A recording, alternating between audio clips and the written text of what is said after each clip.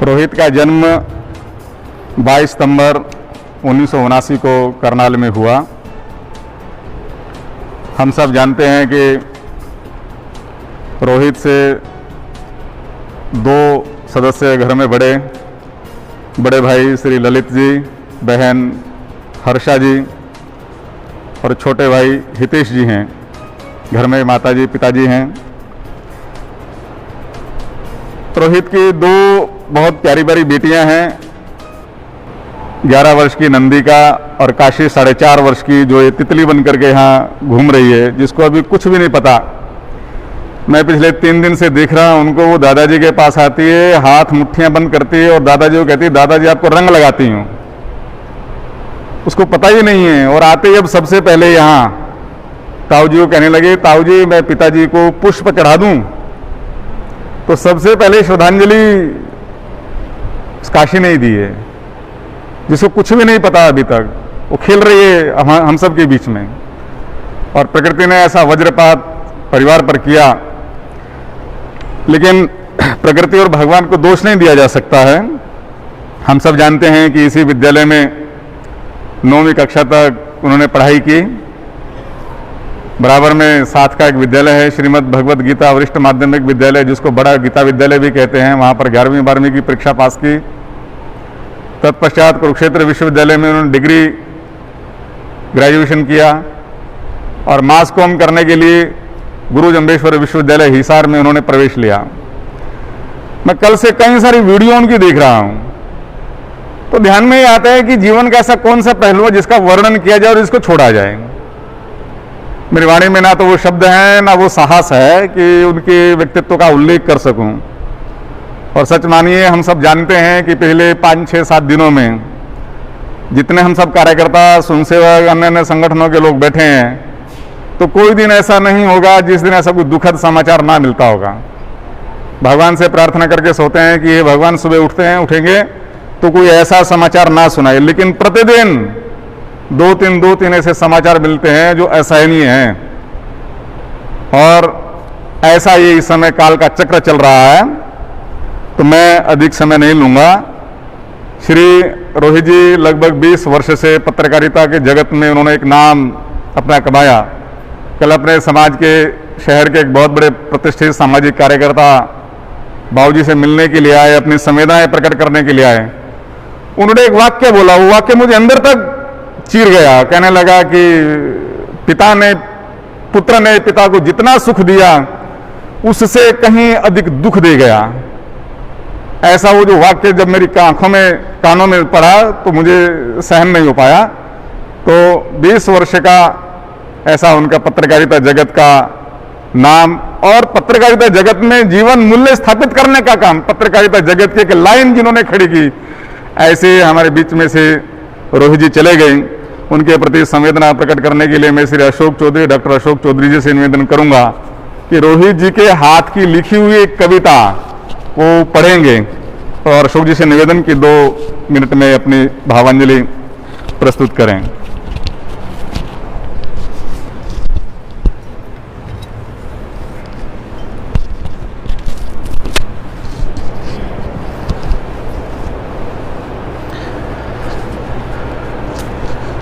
बड़े गौर से सुन रहा था ये ज़माना, बड़े गौर से सुन रहा था ये ज़माना, तुम ही सो गए दास्तां कहते कहते, तुम ही सो गए दास्तां कहते कहते।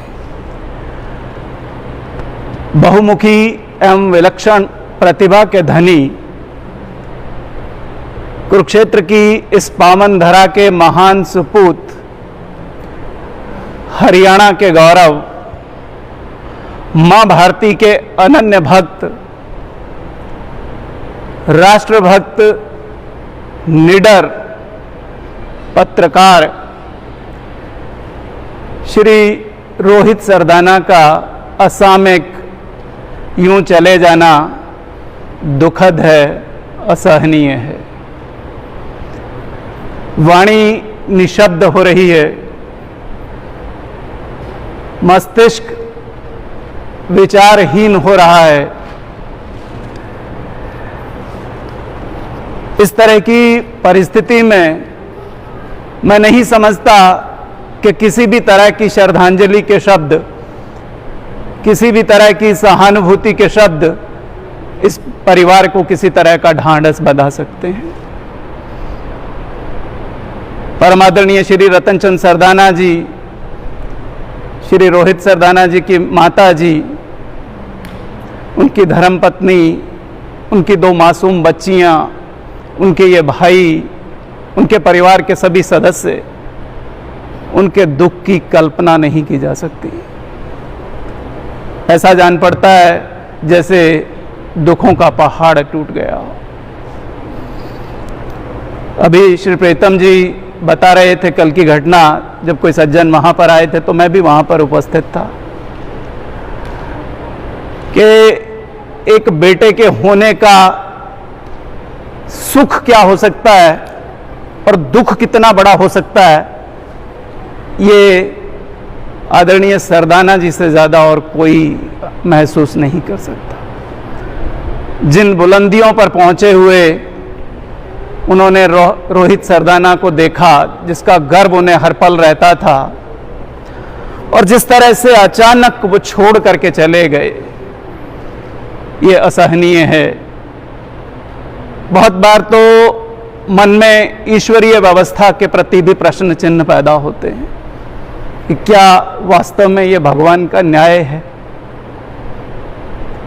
हालांकि भगवान की व्यवस्था के प्रति प्रश्न चिन्ह खड़ा करना हमारे अधिकार में नहीं है, हमें नहीं करना चाहिए, लेकिन ऐसे भाव ऐसी परिस्थितियों में मन में जरूर आते हैं।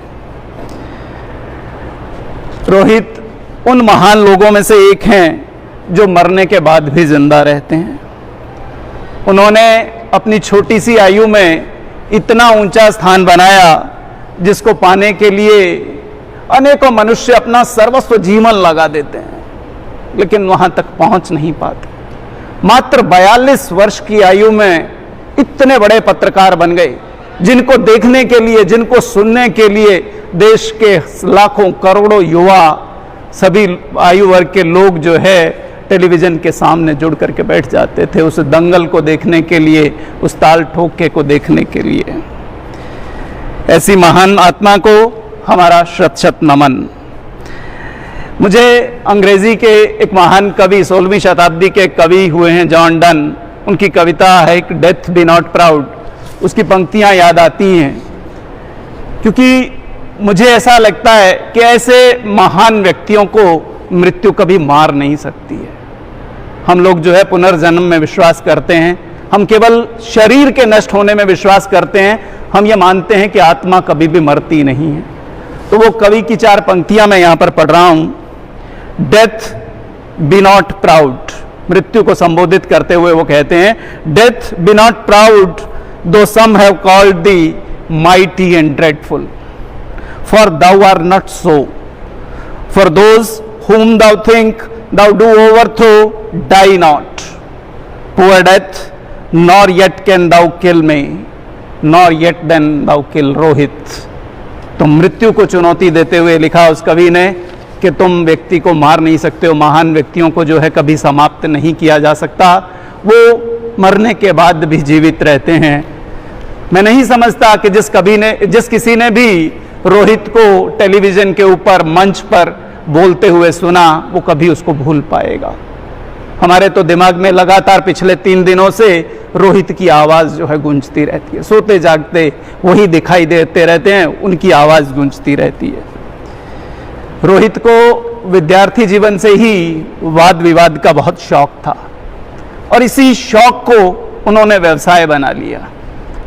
मैं अभी परसों न्यूज़ में देख रहा था, जी न्यूज़ के सुधीर चौधरी बता रहे थे कि उन्होंने रोहित के इस गुण को पहचाना कि इनमें वाद विवाद की एक अद्भुत प्रतिभा है, तो उसी के आधार पर उन्होंने ताल ठोक के और ये दंगल जैसे कार्यक्रम लिए।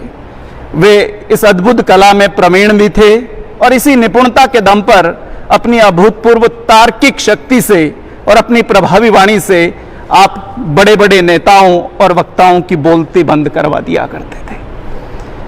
ताल ठोके और दंगल जैसे यादगार कार्यक्रमों से आपने अपनी तर्कशीलता और वाक्पटुता का लोहा हमेशा मनवाया। राष्ट्र सर्वोपरि है, यह उनकी सोच थी। वो राष्ट्र को सबसे ऊपर सोचते थे।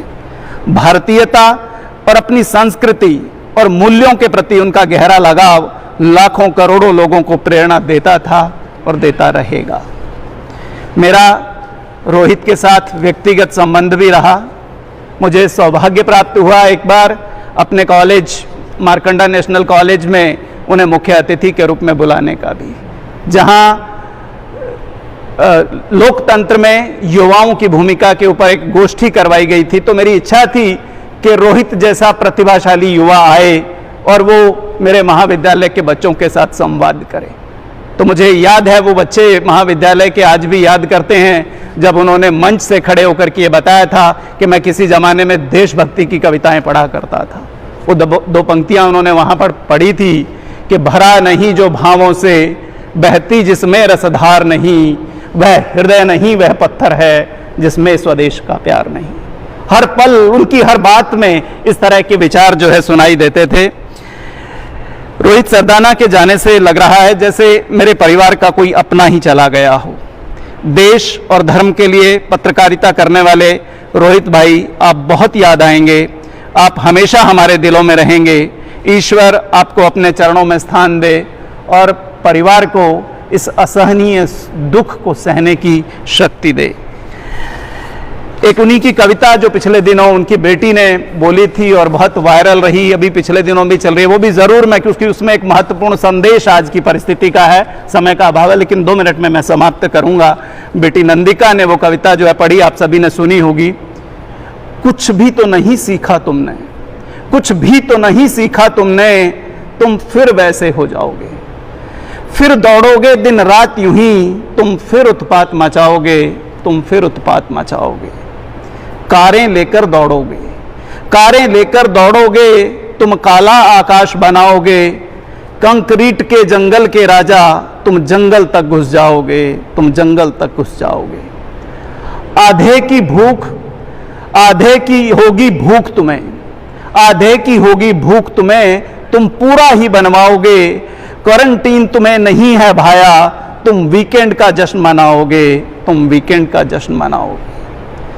फिर प्यास बढ़ेगी थोड़ी सी, फिर प्यास बढ़ेगी थोड़ी सी, तुम फिर यमुना पी जाओगे। फॉरेन ट्रिप वाले पैसे से तुम जंगल रौंद के आओगे। आखिरी पंक्तियां ध्यान देने की हैं। वक्त कहां वापस आता है, वक्त कहां वापस आता है, तुम पीछे ही पछताओगे। इस वक्त से सबक ले लो वरना इस वक्त से ही तुम जाओगे, इस वक्त से ही तुम पछताओगे। उनकी ये पंक्तियां उनके ही जीवन पर जो है सार्थक सिद्ध हो रही हैं। एक छोटा सा संदेश मुझे पढ़ने का आदेश हुआ है। उनकी भाभी मैडम वंदना जी जो हैं, उनके मामा जी का ये छोटा सा संदेश है। वो स्वयं इसको पढ़ना चाहते थे लेकिन वो ऐसा नहीं कर पाए बहुत ज़्यादा भावुक होने की वजह से, तो मुझे आदेश दिया गया कि मैं उनका संदेश आपके सामने रखूं।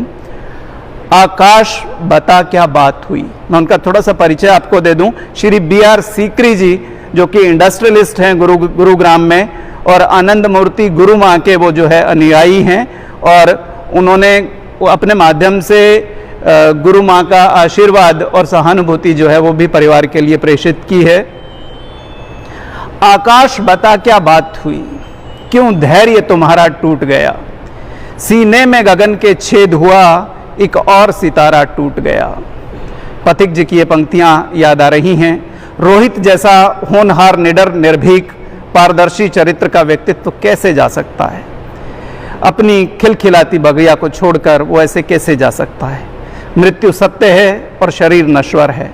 यह जानते हुए भी अपनों के जाने का हम सभी को बेहद दुख होता है। हम ईश्वर से विनती और प्रार्थना करते हैं कि दिवंगत आत्मा को ईश्वर शांति और मोक्ष प्रदान करे। उन्होंने लिखा है कि वो चाहते थे कि वो वीडियो के माध्यम से ये उद्गार प्रस्तुत करें, लेकिन उन्होंने कहा कि मेरी जीवा जो है बोलने के लिए ये शब्द तैयार नहीं है। प्रिय रोहित जी के निधन पर मुझे निजी तौर पर बहुत ही दुख हुआ, क्योंकि उनका प्यार हमेशा बड़े स्नेहात्मक तरीके से मिला। वो सरलता एवं सौम्यता की प्रतिमूर्ति थे। वह काफ़ी वर्षों से पत्रकारिता की सेवा में लगे हुए थे। मैं सीकरी परिवार की ओर से उनको विनम्र श्रद्धांजलि अर्पित करता हूँ। इन्हीं शब्दों के साथ मैं अपनी तरफ से भी श्री रोहित सरदाना जी को श्रद्धांजलि अर्पित करता हूँ, श्रद्धा सुमन अर्पित करता हूँ। ओम शांति। और ताल ठोक के जब जब ये शब्द अपने कानों में पड़ेंगे तो रोहित की याद आना स्वाभाविक रहेगा। उनको याद करने के लिए कई सारे लोग मेरे पास लिखे हुए हैं कि वो अपनी भावनाएं व्यक्त करना चाहते हैं, लेकिन समय की अपनी एक सीमा है। तो मैं निवेदन करूंगा सभी से कि जिन जिन का भी नाम बोला जाए वो बहुत संक्षिप्त में अपने भावनाएं प्रेषित करें। पारुल दीदी जी परिवार से हैं, वे अपने मन की कुछ बातें आप सबके सामने व्यक्त करना चाहते हैं। पारुल दीदी जी। सभी को प्रणाम।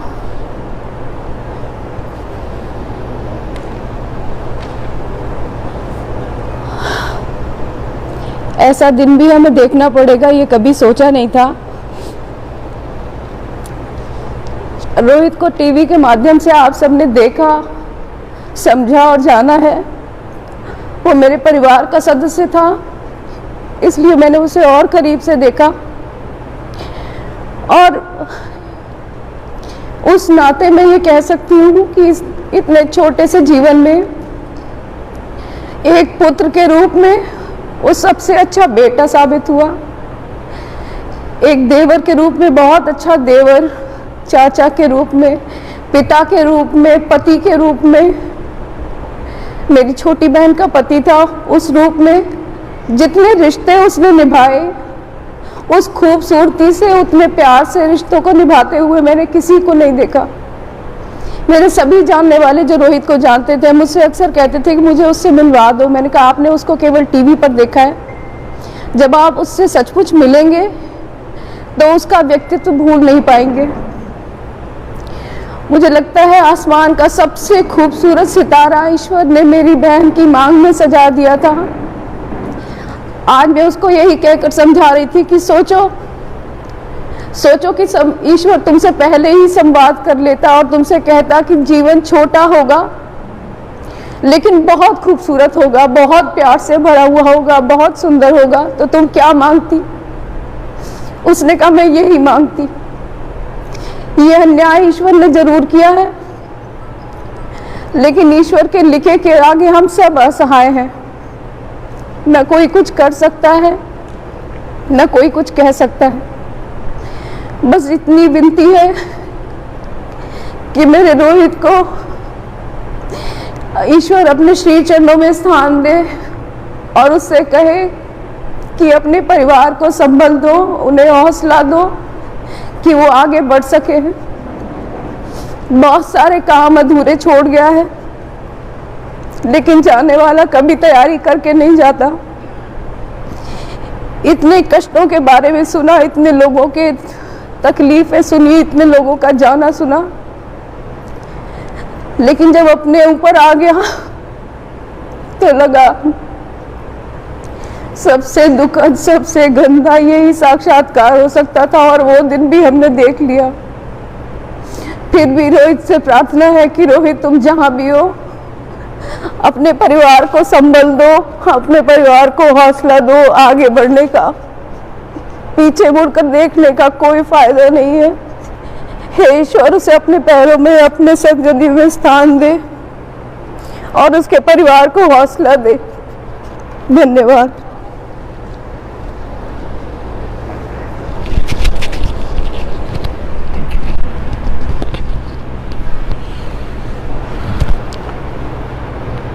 जैसे ये समाचार पूरी दुनिया में चला तो भारत का कोई भी ऐसा राजनीतिक दल का व्यक्ति, चाहे वैचारिक रूप से उनसे सहमत थे या नहीं थे, कौन सा ऐसा मुख्यमंत्री है जिन्होंने अपने संवेदनाएं प्रेषित नहीं की हैं? कौन सा ऐसे धर्म का व्यक्ति है जिन्होंने उनके प्रति अपनी संवेदनाएं प्रेषित नहीं की हैं? कौन सा ऐसा सामाजिक संगठन है जिन्होंने उनके प्रति अपनी श्रद्धांजलि अर्पित नहीं की है? इन सब का एक ही कारण था।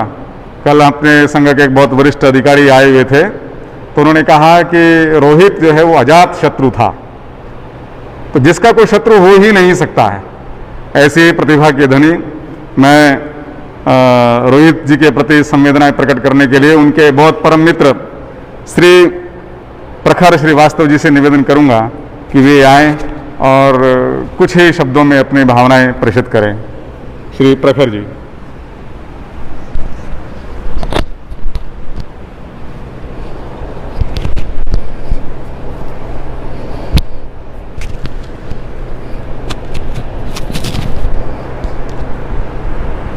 मैं आज जिस जगह खड़ा हूँ ये कुरुक्षेत्र है।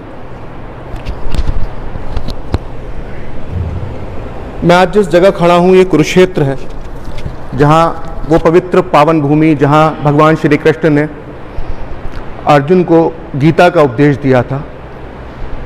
वो उपदेश जो बताता है कि कर्म सबसे बड़ा होता है, मृत्यु शाश्वत सत्य है।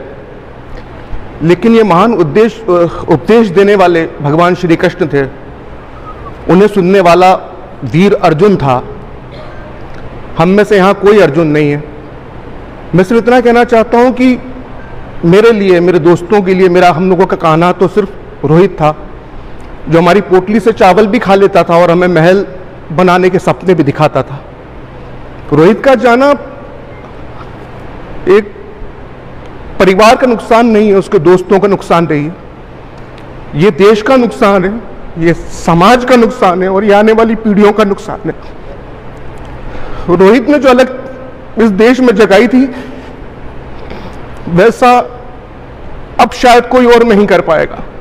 एक पत्रकार होने के नाते मैं जानता हूं, देश से बहुत लोग प्यार करते हैं, लेकिन उसे छाती ठोक कर कहना और अपने जैसे हजारों लोगों को ये बात कहने के लिए प्रेरित करना, ये सिर्फ रोहित की ही बस की बात थी। रोहित ने जो योगदान दिया है वो शायद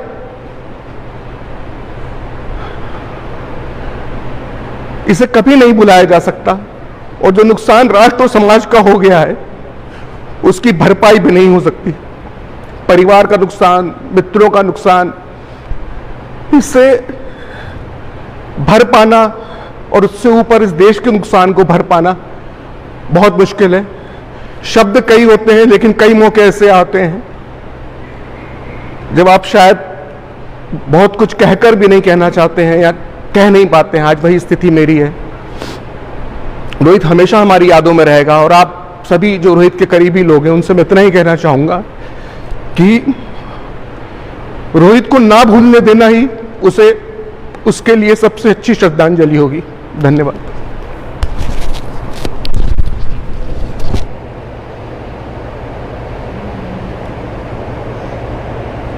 प्रखर जी ने कहा कि ये केवल परिवार की क्षति नहीं है, ये राष्ट्र की क्षति है, विचार की क्षति है। निश्चित रूप से कल संघ के माननीय सह सरकार्यवाह श्रीमान अरुण कुमार जी भी घर पर उपस्थित थे, तो उन्होंने भी कहा कि सबसे ज़्यादा क्षति अगर कोई हुई है तो वैचारिक, आइडियोलॉजिकली बड़ी भारी क्षति है। जिस ताल ठोक के साथ, प्रखरता के साथ वो अपनी बात रखते थे, सिद्धांतों से किसी प्रकार का समझौता नहीं करते थे, ऐसा पत्रकार बहुत विरला पत्रकार मिलता है जो समाज में बहुत वर्षों तक उसकी कमी खलेगी।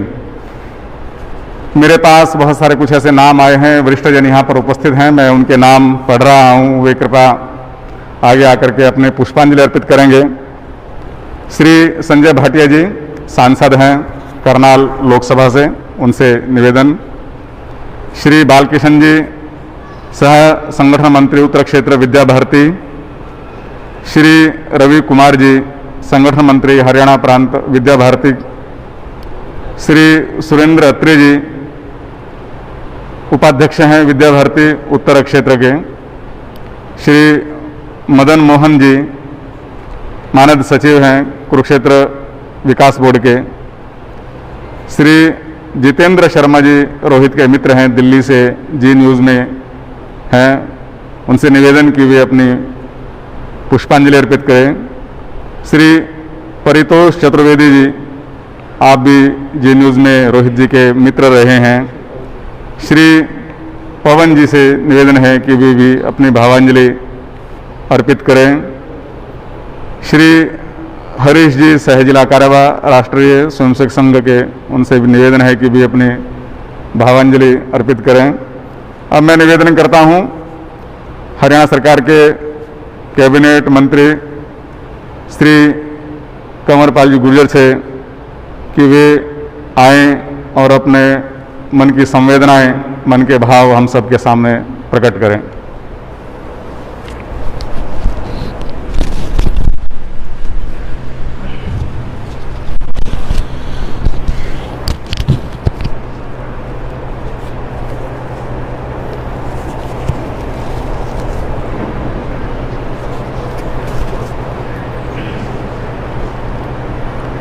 मंच पर विराजमान पूजनीय स्वामी जी, पूजनीय पंडित जी,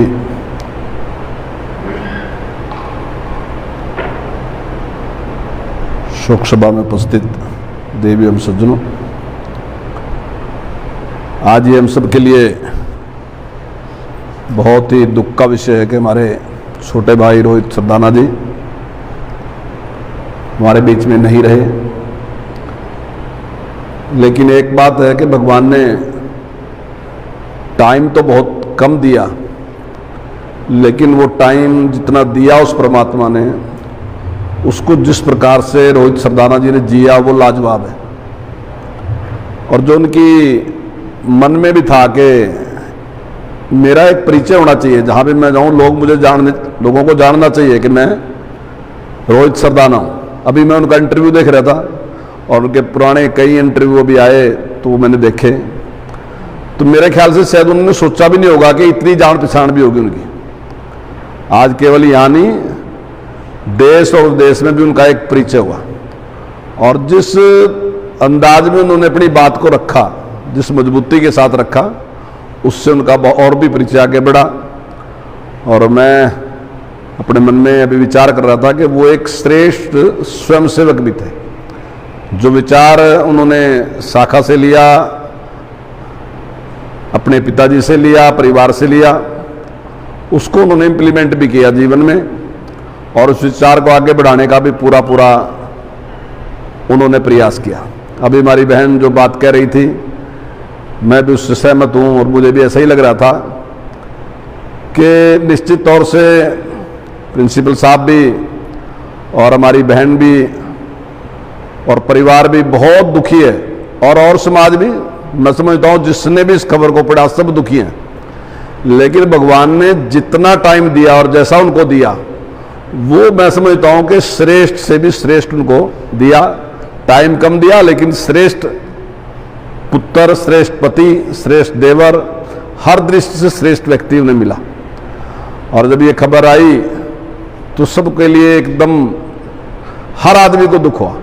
और खासकर हम जैसे लोग जो कुरुक्षेत्र या कुरुक्षेत्र से आसपास हैं, जो स्वयंसेवक हैं, हमारे लिए तो ऐसा था जैसे परिवार का एक व्यक्ति, यानी कि इतना परिचय नहीं कुछ था हमारा, लेकिन फिर भी जब रोहित सरदाना जी टीवी पे होते थे, हमें लगता था कि हमारा ही छोटा भाई है, वहाँ हमारे ही परिवार का एक व्यक्ति वहाँ बोल रहा है। हमें इतना मजबूती होती थी उसके बोलने से, हमें चाहे वो हमें जानता ना हो, हम बहुत छोटा होगा जब हम मिले होंगे, शायद आज वो हमें पहचान भी ना सके, लेकिन हमें लगता था कि हमारा ही छोटा भाई वहाँ बोल रहा है। तो उसकी सबको बहुत ही दुख है इस बात का, और इसको कभी को पूरा तो नहीं किया जा सकता। मैं परमपिता परमात्मा से प्रार्थना करता हूँ कि परिवार को और सभी मित्रों को यह दुख सहन करने की शक्ति दे। मैं अपनी ओर से और अपनी सरकार, हरियाणा सरकार की ओर से उनके चरणों में अपने श्रद्धा सुमन अर्पित करता हूँ। ओम शांति शांति शांति। मुझे तो याद ही नहीं रहता। दुख, विषाद, करुणा जब मन में आती है तो हमको देवों के चरणों में जाना पड़ता है, संतों के चरणों में जाना पड़ता है। हमारे बीच में पूज्य स्वामी ज्ञानानंद जी महाराज, हम सबके बहुत सुपरिचित, जिनकी अपार कृपा सदा हम पर रहती है, तो मैं उनके श्री चरणों में निवेदन करूंगा कि वे इस समय जो इतना बड़ा विषाद परिवार पर हम सब के अंदर दौड़ रहा है, उस दौड़ते हुए विषाद को शांति मिले, थोड़ा परिवार को धैर्य बंधे। इन्हीं शब्दों के साथ पूज्य महाराज जी के चरणों में निवेदन।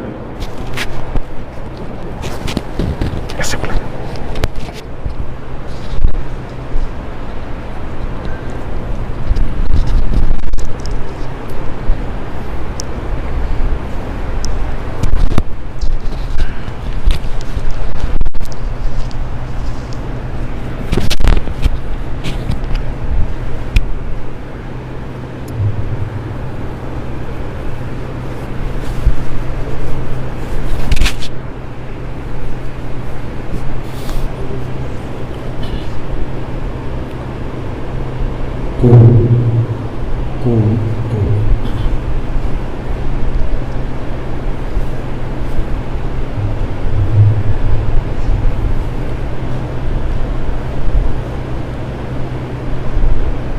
1 मिनट के लिए भगवान का नाम। श्री राम जय जय राम, श्री राम जय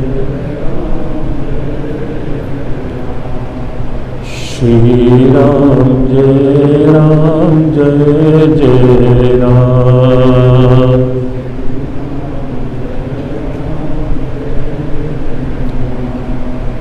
श्री राम जय जय राम।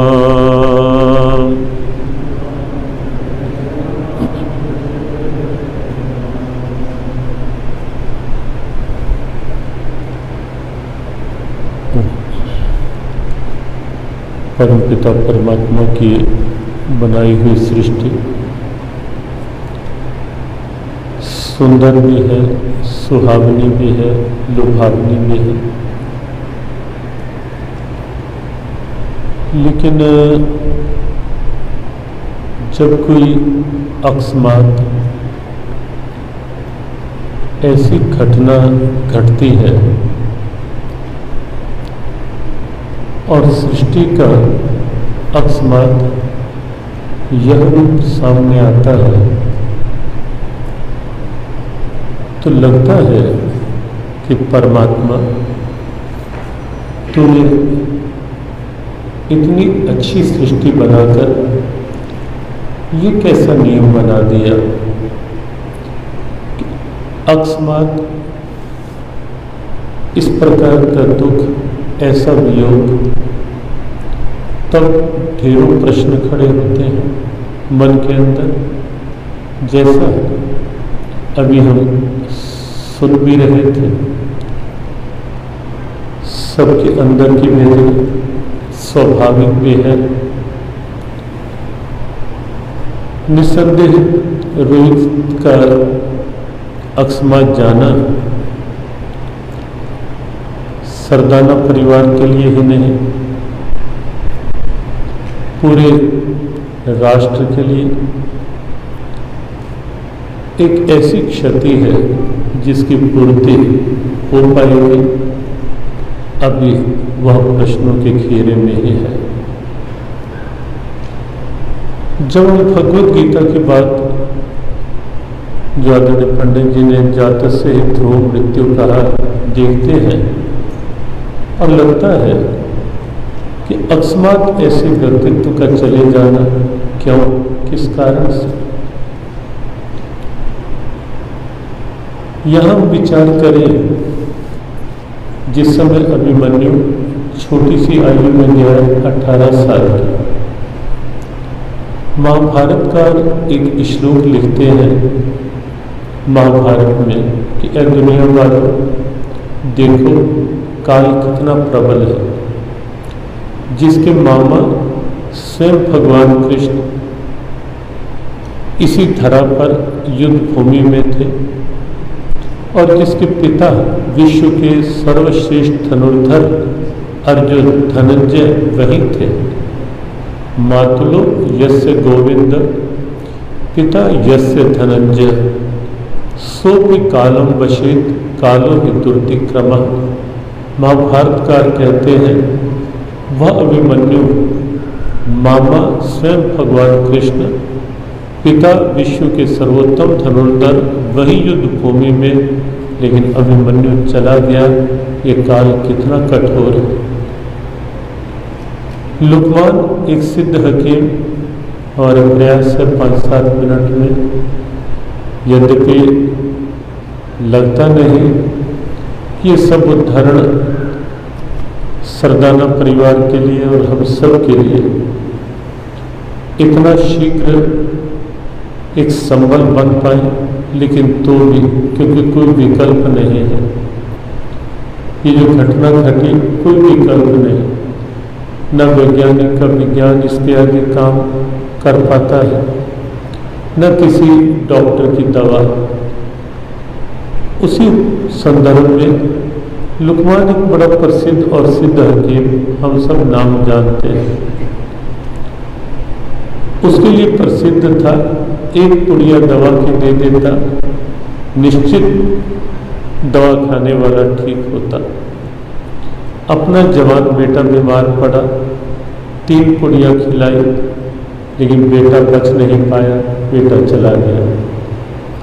लुकमान को अपार दुख, स्वाभाविक स्थिति, निश्चित कर लिया कि आज के बाद ये धंधा नहीं करूँगा, क्योंकि ऐसी घटनाएं कई बार मन को तोड़ देती है, विश्वास तोड़ देती है, और आगे कुछ करें किसके लिए, क्या, क्यों, ढेरों प्रश्न खड़े कर देती है। लुकमान के पिता के मन में भी प्रश्न उठे, सब दवाएं, सब कुछ उठाया, निश्चित कर लिया नदी में फेंक दूंगा, आज के बाद ये धंधा नहीं करूँगा। सिद्ध हकीम था, जैसे ही फेंकने लगा एक आवाज़ आती है, लुकमान क्या कर रहे हैं? कहा मैं अपने बेटे को नहीं बचा पाया, किसके लिए करूं ये काम? मैंने कितनों को बचाया। और तब आवाज़ आई, लुकमान ऐसा मत सोचो कि तुमने किसी की मृत्यु से बचाया है, मृत्यु से बचा पाए ऐसी कोई दवा बनी नहीं है लुकमान। दवा बीमारी का इलाज कर पाती है, मृत्यु का नहीं।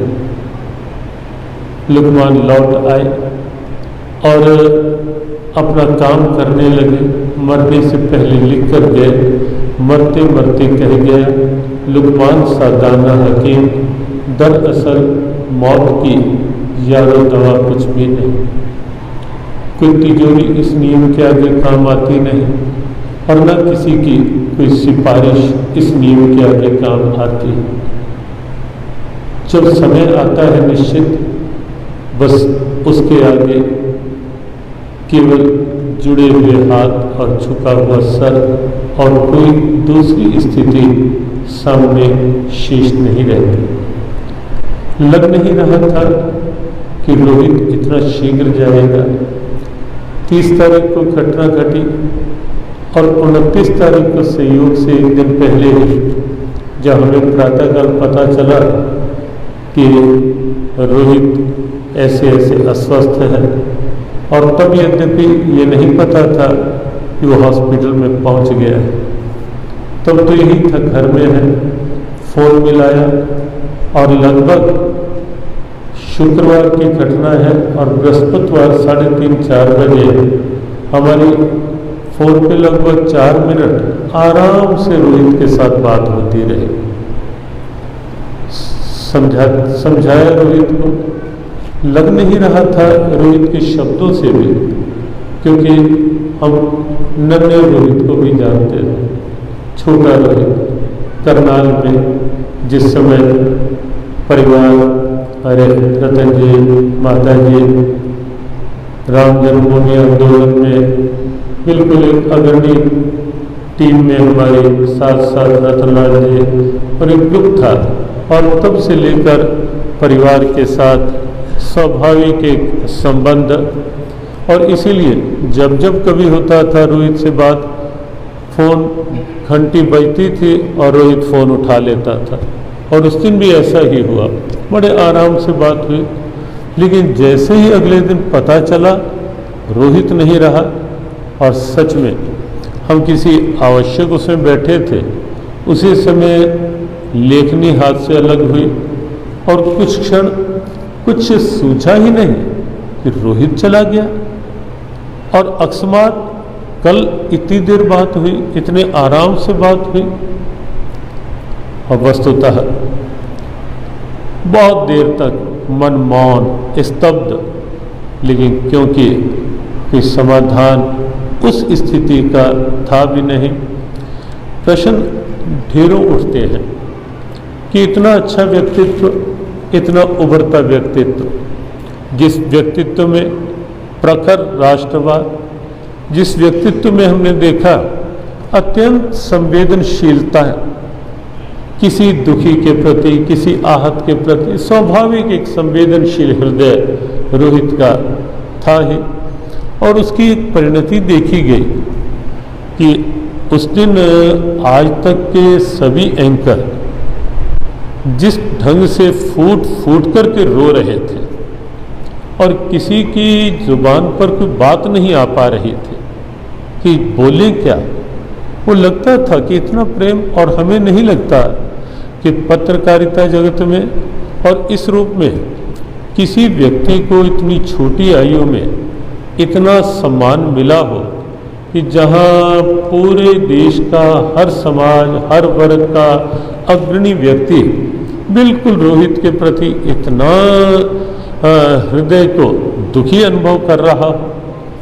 लगता है कि इतना संवेदनशील व्यक्ति, इतना उभरता हुआ व्यक्तित्व इतनी छोटी आयु में चला गया। भगवान के प्रति प्रश्न उठते हैं, जैसा अभी चर्चाओं में आया भी, लेकिन हम केवल एक बात कहना चाहेंगे कि स्वामी विवेकानंद विश्व में एक अद्भुत नाम, लेकिन 39.5 वर्ष आयु के पूरे नहीं कर पाए। 39 वर्ष 5 मास और शायद 23 दिन की आयु थी। स्वामी राम तीर्थ केवल 33 वर्ष के थे और इस दुनिया से चले गए। आद्य जगद्गुरु शंकराचार्य केवल 32 वर्ष की आयु में इस दुनिया से चले गए। और ऐसे और भी कई नाम कि इतने अद्भुत कार्य और इतनी छोटी सी आयु की जो निश्चित सीमा इस तरह के लिए होती है, बस उसमें उस आयु का कितना उपयोग होता है वो कोई वर्तमान के समय में रोहित से सीखे कि किस प्रकार से शिक्षा काल और उसके बाद कैसे एक दृढ़ संकल्प, दृढ़ राष्ट्र निष्ठा, मानवता के प्रति एक आदर्श संवेदना, वो सब कुछ रोहित के हृदय में था ही था। निश्चित परिवार के दुख की कल्पना करना कठिन है। रतनलाल जी संघ के एक समर्पित स्वयंसेवक, हम लगभग पिछले अधिक नहीं तो हमें लगता है कि 35 वर्षों से उन्हें लगातार देख रहे हैं कि जिस प्रकार का संयम, जिस प्रकार की उनकी एक व्यक्तित्व की भावना, विश्वास है हमें कि यह दुख की घड़ी वो अपने उस धैर्य को इस समय बनाकर रखेंगे और पूरे परिवार पर, क्योंकि माता जी हैं, स्वाभाविक हृदय दुखित है। प्रमिला बिटिया और आगे 2 बिटियां, नन्ही बिटियां, दोनों भाई ललित शायद बड़े रोहित से और हितेश छोटे। रतन जी अपने दृढ़ मनोबल से हमें विश्वास है कि वो रोहित के एक संकल्पित जीवन को देखकर अपने हृदय को मजबूत रख करके अपने परिवार का एक संबल बने रहेंगे और आगे परिवार को संभालने में उनका धैर्य, उनका संयम और उनकी मानसिक दृढ़ता निश्चित परिवार को एक सूत्र में बांधे रखने में और उस कर्तव्य पथ को और आगे बढ़ाए रखने में सहयोगी होगी। ऐसी आराध्य चरणों में प्रार्थना कि रोहित को अपने चरण शरण में रखेंगे ही प्रभु। उसकी कर्तव्य निष्ठा, राष्ट्र निष्ठा को देखकर ऐसा पूरा विश्वास है। और आगे परिवार को हे नाथ विशेष संबल दें, सहन शक्ति दें कि परिवार इस आकस्मिक दुख को सहन करके कर्तव्य पथ और जो रोहित के स्वप्न उनको और आगे साकार करने में आगे बढ़ता रह सके। आराध्य चरणों में प्रार्थना के साथ 3 वाक्य स्वभाव है, जहाँ बैठते हैं उच्चारण करवाने का एक बार हम सब उच्चारित करके अपनी वाणी की भावांजलि रोहित के भावों के साथ जोड़ पाए। मेरे नाथ, मैं आपको भूलूं नहीं। मेरे नाथ, मैं आपसे दूर ना रहूं, आप मुझसे दूर ना रहें। मेरे नाथ, आप अपनी कृपा सदा सब पर बनाए रखें। ओम शांति शांति शांति।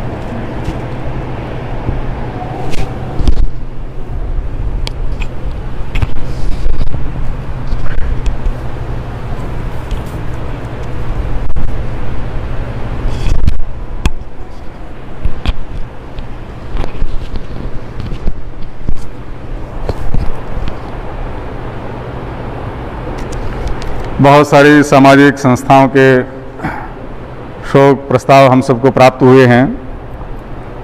सब संस्थाओं के नाम पढ़ना संभव नहीं है, तो भी कुछ एक संस्थाओं के नाम पढ़ रहा हूँ। गीता निकेतन आवासीय विद्यालय जहाँ हम बैठे हैं वहाँ से शोक प्रस्ताव मिला है। भारत विकास परिषद कुरुक्षेत्र शाखा, मारकंडा नेशनल कॉलेज शाहबाद मारकंडा, संस्कार भारती कुरुक्षेत्र, गीता निकेतन विद्या मंदिर मोहन नगर, राष्ट्रीय स्वयंसेवक संघ हरियाणा प्रांत, राष्ट्रीय स्वयंसेवक संघ कुरुक्षेत्र विभाग, विद्या भारती पूर्व छात्र परिषद, ऐसी अनेक सामाजिक संस्थाओं के लगभग 55 सामाजिक संस्थाओं के शोक प्रस्ताव हम सबको प्राप्त हुए हैं। इसके साथ साथ जो लोग, जो समाज के ऐसे प्रतिष्ठित लोग घर पर, फ़ोन पर जिन्होंने अपनी संवेदनाएं प्रकट की हैं या प्रकट करने आए हैं, उनके नाम भी पढ़ना मैं अपना दायित्व समझता हूं।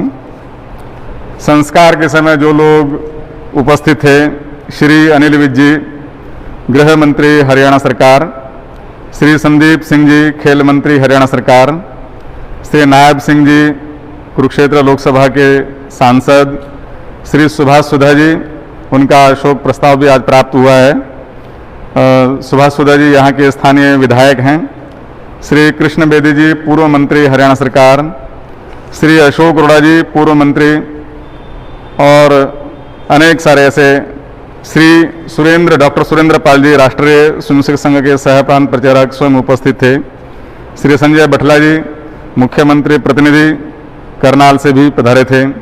मैं क्षमा चाहूँगा, बहन हिरणुबाला गुप्ता जी बैठी हैं मेयर करनाल की, उनसे निवेदन करूंगा कि वो भी आकर के पुष्पांजलि अपने अर्पित करें। संघ के अखिल भारतीय सहस्त्र कार्यवाह माननीय अरुण कुमार जी कल प्रत्यक्ष उपस्थित थे। माननीय श्री सुनील अंबेकर जी अखिल भारतीय प्रचार प्रमुख, माननीय श्री आलोक कुमार जी अखिल भारतीय सह प्रचार प्रमुख, माननीय श्री रामेश्वर दास जी संघ के उत्तर क्षेत्र के प्रचारक प्रमुख, वे उपस्थित थे। माननीय मुख्यमंत्री जी हरियाणा सरकार ने पहले दिन ही फ़ोन पर अपनी संवेदनाएं प्रकट की थी, कल स्वयं वे भी उपस्थित हुए थे। आदरणीय प्रधानमंत्री श्री नरेंद्र मोदी जी का भी संदेश फ़ोन पर बातचीत बाबूजी से हुई है, उन्होंने भी अपनी ओर से परिवार के प्रति अपनी संवेदनाएं प्रकट की हैं। ऐसे जो लोग भी प्रत्यक्ष अप्रत्यक्ष रूप से जिन्होंने अपनी संवेदनाएं प्रकट की हैं, उनके प्रति मैं परिवार की ओर से उनका धन्यवाद करता हूं। अभी कोरोना को लेकर के जैसे एक संक्षिप्त यहाँ कार्यक्रम हुआ है और हम सब जानने की कोई इच्छा होगी, 20,000 लोग अभी इस श्रद्धांजलि से जुड़े हुए हैं। मैं ऐसे सभी जो इस समय प्रत्यक्ष अप्रत्यक्ष रूप से जुड़े हुए हैं, उनके प्रति भी परिवार की ओर से सबका धन्यवाद प्रकट करता हूँ। अभी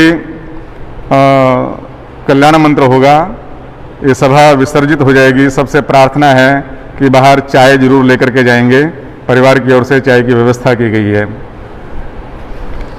सर्वे भवन्तु सुखिनः, सर्वे सन्तु निरामया सर्वे भद्राणि पश्यन्तु मा कश्चित् दुःखभाग् भवेत्। ओम शांति शांति शांति। बहुत बहुत आभार।